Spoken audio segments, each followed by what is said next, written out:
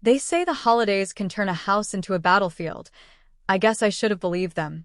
Veronica's hands were ice cold when she shoved me against the fridge, knocking the air right out of my lungs. I couldn't even gasp, just felt the slam of metal against my back and the sting of tears threatening to spill. The roast turkey was still steaming on the table. Carols played softly from the radio. And here I was, tasting blood on Christmas Day. People know me as Camille, the quiet one, the peacemaker, the girl who never fights back. But I'm not that girl anymore. My fingers shook as I reached for the phone on the counter, desperate to call for help, to call anyone. But Mom's hand snapped out of nowhere, snatching it right from under me. "It's nothing," she bit out, her voice like a slap. My eyes darted to Dad, searching for the smallest flicker of help. But he just sighed, didn't even look at me, and muttered, "Always so dramatic."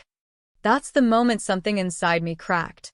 I glanced across the table, a dozen cousins pretending they didn't see, shoveling mashed potatoes in their mouths, their eyes locked on the gravy like it was the most fascinating thing in the world. And then I caught Lily's face, my niece, barely 11, staring at me with tears in her huge brown eyes, horror frozen on her lips. That was the final straw. Veronica wiped her hands on a napkin, calm as ever, and shot me a smile so vicious it could curdle milk. "You'll keep your mouth shut," she hissed under her breath, "or I swear." I didn't even hear the rest, because something inside me finally roared awake. They thought I would stay quiet, that I'd take the blame, that I'd keep sweeping their violence under the rug to keep the family image spotless. But they were wrong. This was the Christmas they'd remember for the rest of their lives, and for all the wrong reasons. And that's when I heard him whisper my name from behind the door. A voice I hadn't heard in years sliced through the thick, silent tension. My brother, Ethan, stood in the doorway holding a stack of fresh plates, frozen mid-step. He'd flown in from Chicago, barely made it in time for dinner, and apparently walked straight into hell. His eyes locked onto Veronica, then drifted to me, noticing the tears streaking my cheeks and the way my shoulders were still pressed against the fridge like a rag doll. "What the hell did I just see?" he demanded, his voice sharper than I'd ever heard it. Veronica rolled her eyes, crossing her arms with a dramatic sigh. "Oh, don't start, Ethan." She was being difficult. She always is. Mom bristled, straightening her Christmas sweater like a queen fixing her robe. "Sit down, Ethan. Let's not ruin the meal." He slammed the plates down on the counter, glass clattering. "Mom, she's crying." Veronica shoved her. In front of everyone. Dad sighed again, heavy and bored. "It's family, son. You know how sisters fight." "Fight?" I barked out, a painful laugh. "Dad." She nearly knocked the breath out of me. "That's not a fight." Veronica scoffed. "You're so fragile, Camille." It was barely a push. Ethan stepped closer, seeing through her like glass. "Camille," he said softer now. "Did she hurt you?" My throat went tight. I could feel everyone's eyes drilling into me, willing me to lie, to keep the holiday neat, to protect their precious reputation. I swallowed hard. "Yeah," I finally choked out. "She did." A hush fell so deep you could hear the radio singer crooning Silent Night like a cruel joke. Veronica stood up, napkin in hand, trying to reclaim her dignity. "Oh, don't play the victim. You're acting like I tried to kill you." My hands curled into fists. "You'll wish I was only acting," I whispered. Ethan shot me a glance, half worried, half proud, like he'd waited years to see me finally stand up. I took one more look around that table, seeing their fake smiles, their cowardly, downcast eyes. Enough. I was going to tear this entire lie apart, no matter how many Christmas ornaments shattered with it. And that's when I heard him whisper my name from behind the door. The voice was Dad's this time, resigned, heavy, like he'd just remembered he was supposed to play patriarch. He pushed back from his chair, the legs screeching against the hardwood floor. The turkey knife still gleamed in front of him, untouched. He rubbed a hand over his weathered face, barely meeting my eyes. "Enough," he said, flat as dead air. "This family is sick of your drama, Camille." My breath caught in my throat. Drama? That was his word for me being shoved so hard I could hardly breathe. Ethan slammed his fist on the table, making the silverware jump. Her drama? Dad. Veronica shoved her like she wanted to break her ribs. Veronica threw her hands in the air. It was an accident. I stepped forward, the bruising in my side pulsing with every heartbeat. If it was an accident, why did you smirk while you did it? Veronica turned red, stammering, but Mom cut in before she could answer. Camille, you need to calm down before you embarrass us in front of the entire family, she snapped, her voice as icy as the peppermint bark on the table. I let out a broken laugh, tears brimming again. I'm the embarrassment? You all watched her do it. A pin could have dropped in that suffocating silence. Dad tried again, voice dangerously low. You'll sit down and finish this meal, or you can leave my house. Something inside me, the same something I'd crushed for years to keep them happy, finally snapped. I'm not leaving alone, I said, fire rising in my chest. I'm taking Lily. She's not growing up thinking this is love. Veronica lunged to her feet.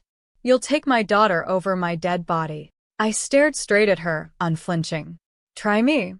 Ethan moved closer to my side, his body like a shield. You're not going to touch Camille again, he told Veronica, steel in his voice. Dad let out a groan, massaging his temples. Great. Just great. Merry damn Christmas, he muttered. I turned to Lily, whose small hands trembled on the back of her chair. Go get your coat, honey, I told her, voice gentle. We're leaving. She blinked, then nodded, hope flickering in her big brown eyes. And that's when I heard him whisper my name from behind the door. This time it was Lily's voice, tiny, shaky, but clear. She stood near the hallway with her pink winter coat half-zipped, her face pale and eyes wide. Do we really have to go? She asked, her lip trembling. My chest ached so badly it felt like my ribs might snap. Yes, sweetheart, I breathed, trying to keep my voice calm. We really do. Veronica shot forward like a snake, grabbing Lily's wrist. She is my daughter, Camille. You don't get to decide where she goes. Lily winced, tears leaking out, frozen in fear. I stepped forward, fury ripping through every cell in my body. Let her go, I growled, every word vibrating with a power I hadn't felt in years. Veronica's fingers tightened, nails digging into Lily's skin. You think you can walk out of this family and take my child with you? Ethan moved so fast he nearly knocked over a chair. Get your hands off her, Veronica, he barked. Mom stood, blocking the kitchen doorway like a guard dog. No one is going anywhere until we settle this, she snapped, her voice quivering with rage. I stepped forward, shaking, but unafraid. Settle what? That you all let this happen? That you'd rather cover it up than face who she is? Dad slammed his fist on the table again. Enough. Nobody leaves.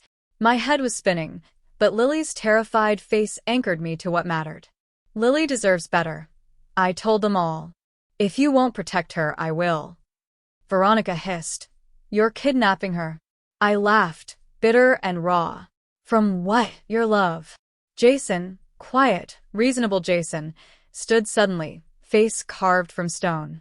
I'll help you get them out, Camille, he said. I've seen enough. Veronica's jaw dropped. Jason, you? You'd betray your own sister? He looked at Lily, then at me, then back at Veronica. No, he said calmly. I'm protecting them from you. The tension split the room apart, every guest frozen, not daring to breathe. Lily reached for my hand, whispering, Mama, please can we go now? My heart cracked wide open. Yeah, baby, I said softly, we're going. And that's when I heard him whisper my name from behind the door. It was Grandpa's voice this time, gravelly, tired, but carrying a weight that hushed the entire room. He'd been silent for most of the night, half slumped in his chair, as if too old and too worn to get involved. But now he stood, leaning on his cane, eyes locked on me with a steadiness that made my breath catch. Don't leave yet, he said, firm despite the tremor in his hands. I swallowed hard, my pulse rattling in my throat. Grandpa, I have to. I tried to explain. They won't change. He shook his head slowly. I know, he rasped, but listen to me first. Veronica scoffed, still clinging to Lily's sleeve like a lifeline. Dad, don't start with your guilt trips. Camille is hysterical. Grandpa ignored her completely, shifting his gaze to Lily, whose cheeks were wet with tears. You're a brave little one, he told her, voice cracking. I'm sorry you had to see this. Lily nodded, a small, broken sound coming out of her mouth.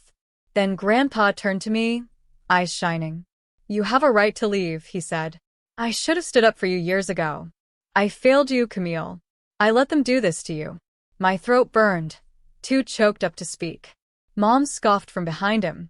Oh, Harold, don't go playing the hero now. Camille is overreacting as always. Grandpa whirled on her with a fury I'd never seen in him.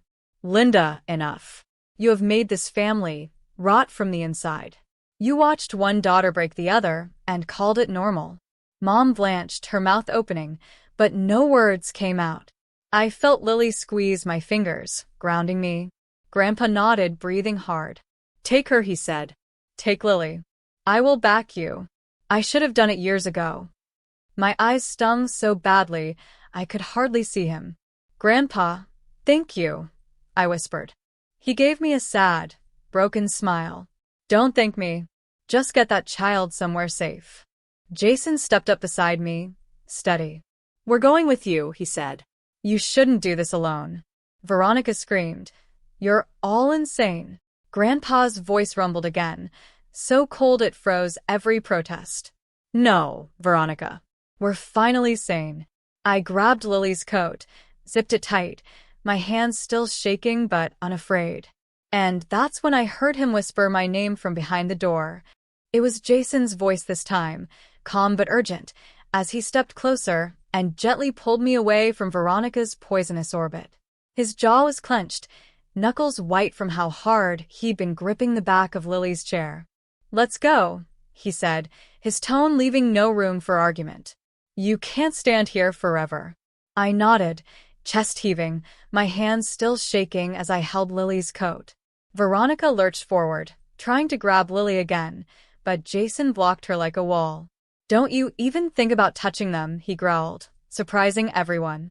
Veronica recoiled, eyes wide, her voice shrill. You would really turn your back on your own blood? Jason's gaze burned cold. I'm not turning my back on family. I'm saving it. Lily pressed into my side, tears still dripping off her chin. Mama, are we gonna have to come back here? I crouched down, brushing her hair behind her ear. No, baby. I promised, my voice fierce. Never again. Mom threw her napkin down with a violent flick. You're going to destroy Christmas. Do you realize that, Camille?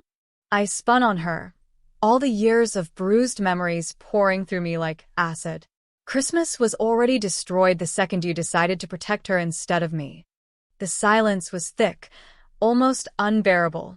I saw cousins lower their eyes, pretending to check their phones, anything to escape the truth spreading through the dining room like wildfire.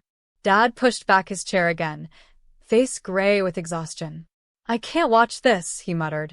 I shot him a look so cold it could break glass. Then don't. Jason slipped his keys into my hand, nodding toward the door. Go. I'll follow in my own car. Get Lily safe. Veronica's face twisted into something cruel, something so small I almost pitied her. If you leave now, Camille, you are dead to me. I stood tall, no fear left in my bones. Then consider me buried. I guided Lily past the dining table, ignoring the hushed whispers and the clink of a glass tipping over somewhere behind me. The air outside was sharp, so cold it stole my breath, but it felt cleaner, like freedom. I glanced back once, just to burn the moment into my mind. And that's when I heard him whisper my name from behind the door. It was Ethan's voice again, calling after me just as I stepped across the threshold into the freezing December night. I turned, gripping Lily's small hand like an anchor. He jogged toward us, his own coat half on, breath fogging in the icy air. Wait, he said, catching up, his eyes softer than I'd seen them in years. What? I asked, heart pounding like a war drum. He paused, searching my face. I'm proud of you, he blurted out. for finally standing up to them. Something in me wanted to collapse, hearing those words, but I held firm. Thank you, I managed, voice rough. He nodded, glancing back toward the house where the Christmas lights still burned, a twisted parody of peace. I'll come by tomorrow, he promised. Help you figure out your next steps. You're not alone. I swallowed hard. I don't even know where we'll sleep tonight. Jason stepped out behind us, keys jangling in his hand. I told you, my rental is empty. You can stay as long as you need. Lily's face brightened, just a little. We have a place, Mama? I knelt and hugged her so tight, I felt her heart beating against mine. Yes, baby. We have a place. Inside, I heard Mom's voice still screeching, high and panicked. They're leaving. Camille, don't you dare walk out that door. I stood tall, turning to face her one last time. You have no more power over me, I told her, calm as a frozen river. You never did. You just made me think you did. She went pale, mouth opening and closing like a fish gasping on dry land. Jason gently guided me down the icy steps, and Ethan hovered protectively at my side. I had never felt so free. Terrified, but free. Ready? Jason asked, unlocking his car. I nodded, my resolve hardening like steel. Ready. As I settled Lily into the passenger seat, her cheeks pink from the cold, she looked at me with something I hadn't seen in a long time. Trust. Mama, she whispered. Are we safe now? I brushed her hair back, tears blurring my vision. Yeah, I said, steady. We're safe now. The air was sharp, filled with the sound of brittle leaves scraping across the driveway. And that's when I heard him whisper my name from behind the door. It was Grandpa again, calling from the porch, his voice carried by the night wind. I turned back, Lily safe in Jason's car, and saw him standing in the glow of the Christmas lights, cane shaking slightly, but his eyes clear as glass. Come here, he rasped. I stepped closer, heart pounding, afraid he might try to talk me out of leaving, but he surprised me. Grandpa took my hands in his, gripping them with surprising strength. You did the right thing, he said, voice thick. It took me 80 years to understand that sometimes you have to walk away from your own blood to save your own soul. I swallowed hard, tears welling. Thank you, I whispered, because it was all I had left. His gaze shifted to Lily through the car window. That girl deserves to grow up with peace, he murmured. Don't let anyone ever tell her she's less than enough. My voice broke. I won't. He nodded, eyes shining. Go. And don't look back. Behind him, I could see Mom in the doorway, rage twisting her face, Veronica pacing behind her, seething like a trapped animal. The house that raised me had never looked smaller. I took a breath, letting the cold fill my lungs like a baptism, and stepped off the porch. Jason gave me a small smile as I climbed into the passenger seat. You okay? He asked gently. I nodded, finally steady. Yeah. I think I am. Ethan leaned through the window, squeezing my hand one last time. Call me if you need anything, he insisted. I will, I promised. Then Jason pulled away from the curb, tires crunching on the frost, carrying us forward into something that felt so new it made my chest ache. Lily leaned into me, eyes fluttering closed. Merry Christmas, Mama, she whispered, half asleep. I kissed her forehead, a smile breaking through every scar. Merry Christmas, baby, I breathed, voice fierce and free. The night was silent except for the hum of the engine and the faint sound of carols from some distant window. And as the house shrank behind us, I felt my chains fall away for good. And that's when I heard him whisper my name from behind the door.